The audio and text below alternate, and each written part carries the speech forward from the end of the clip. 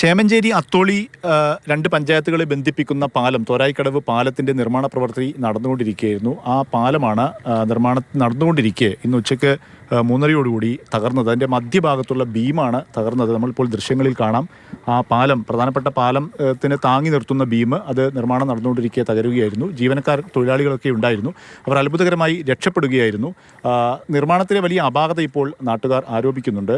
അതായത് കൃത്യമായ മാനദണ്ഡങ്ങൾ പാലിക്കാതെ സൂക്ഷ്മമായ പ്രവൃത്തിയല്ല നടന്നത്. അതുകൊണ്ടാണ് ഈ ബീം ഇങ്ങനെ തകരാനുണ്ടായ കാരണം എന്നുള്ളത് നാട്ടുകാർ ആരോപിക്കുന്നുണ്ട്. ഒപ്പം തന്നെ ഈ ബീം തകർന്നതിന് ശേഷം അവിടെ നിർമ്മാണ പ്രവർത്തനം, തൊഴിലാളികൾ അവിടെ സുരക്ഷിതമല്ലാത്ത രീതിയിൽ അവിടെ നിർമ്മാണ പ്രവർത്തനം നടത്തുകയായിരുന്നുവെന്നും നാട്ടുകാർ ആരോപിക്കുന്നുണ്ട്. ഈ പ്രദേശത്തുള്ള ആളുകളുടെ ഏറെക്കാലമായുള്ള ആഗ്രഹമായിരുന്നു ഇവിടെ ഒരു പാലം വേണമെന്നുള്ള കാര്യം.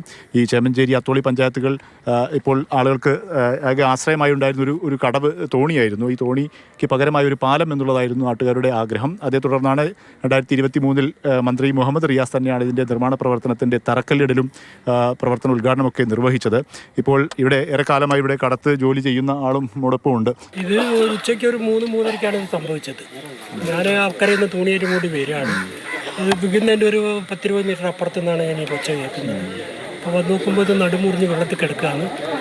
അപ്പോൾ ആളെയൊക്കെ വെള്ളത്തിൽ നോക്കുമ്പോൾ ആരെയൊന്നും കണ്ടില്ല. ആൾ 2 സൈഡിലാണ് ഉള്ളത്.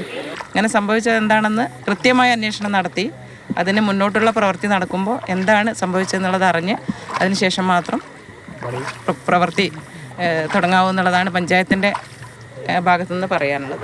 24 കോടിയോളം രൂപ ചെലവഴിച്ചാണ് ഈ പാലം നിർമ്മാണം പദ്ധതി ഇട്ടിരുന്നത്. കിഫ്ബിയുടെ ഫണ്ട് ഉൾപ്പെടെയുള്ള ഉപയോഗിച്ചാണ് പാലം നിർമ്മാണം നടത്തിക്കൊണ്ടിരുന്നത്. ആ പാലത്തിനാണിപ്പോൾ നിർമ്മാണത്തിനിടെ ഈ സംഭവം ഈ ബീം തകർന്നുള്ള അപകടമുണ്ടായിരിക്കുന്നത്. വേണുവിനൊപ്പം മുഹമ്മദ് ഷഹീദ്, മാതൃഭൂമി ന്യൂസ്, കോഴിക്കോട്.